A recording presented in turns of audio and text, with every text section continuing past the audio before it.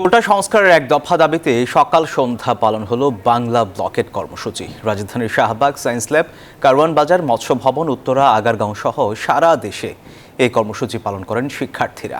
তারা বলছেন, আদালত নয়, নির্বাহী আদেশের ভিত্তিতে প্রথম থেকে চতুর্থ শ্রেণী পর্যন্ত চাকরির সকল বিভাগে কোটা সংস্কারের দাবি জানান তারা। দেন ৫% কোটা রাখার প্রস্তাবনাও। সড়ক বন্ধ করে কখনো হচ্ছে গান, কখনো বা চলছে কবিতা আবৃত্তি, কখনো স্লোগানে মুখর হয়ে উঠছে রাজপথ। এই দৃশ্য কোটা সংস্কারের দাবিতে রাজপথ অবরুদ্ধ করা শিক্ষার্থীদের আন্দোলনের।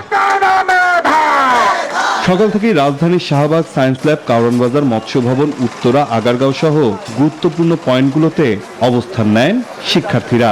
কেউ বলছেন কোটার কারণে ভালো মার্কস পেয়েও মেডিকেলে পড়ার সুযোগ হয়নি তার।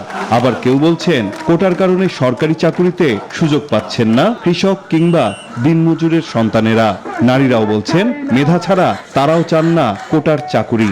এবং আমার স্বপ্নের মেডিকেল কলেজে আমি ভর্তি হতে পারিনি। ছেলে মেয়ে সমান অধিকার যদি আমরা মানি, তাহলে কোটা থাকার তো কোনো অবকাশ নেই। যদি কোনো মেয়ের সেই যোগ্যতা না থাকে যে সে তার মেরিটে তার চাকরিটা এনশিওর করবে, তার চাকরি করারই দরকার নাই। এই যে অযৌক্তিক বৈষম্যমূলক কোটা, এটা একটা সামাজিক বৈষম্য তৈরি করছে।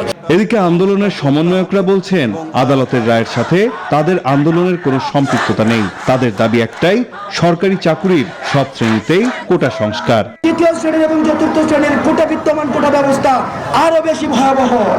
সুতরাং আমরা যদি এই প্রথম শ্রেণী এবং দ্বিতীয় শ্রেণীর কোটার সাময়িক বন্ধ এই ঘোষণা শুনে যদি আমরা বাসায় ফিরে যাই, তাহলে সেটি হবে তাদের সাথে বেইমানি।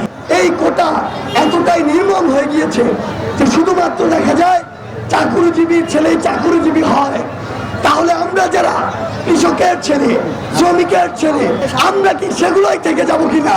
কোটা বহালের দাবিতে সকালে শাহবাগে জাতীয় জাদুঘরের সামনে অবস্থান কর্মসূচি পালন করেন মুক্তিযোদ্ধাদের সন্তানেরা।